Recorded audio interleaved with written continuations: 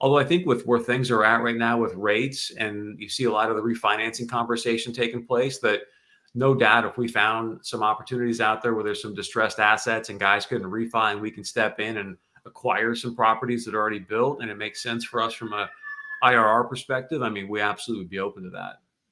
So what do you look for as ideal land candidates for a self storage project?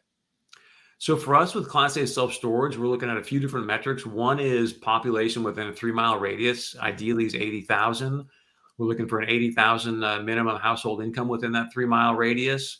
We'd like to see a certain number of vehicles per day, driving by if we can.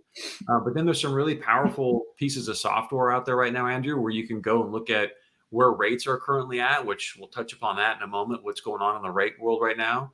But obviously, of course, supply too. I mean, Sam Zell always tells that great story about when he walked into his first econ class at University of Michigan and says, supply and demand. He's like, I never forgot that. And that's the bottom line with real estate. So, if you're fortunate enough to find some places where there's a low supply and decent rates and you can get the dirt for a decent price, more times than not, you're probably going to have a pretty valuable asset in the long run. And what's the average size, I guess, in unit count of your locations?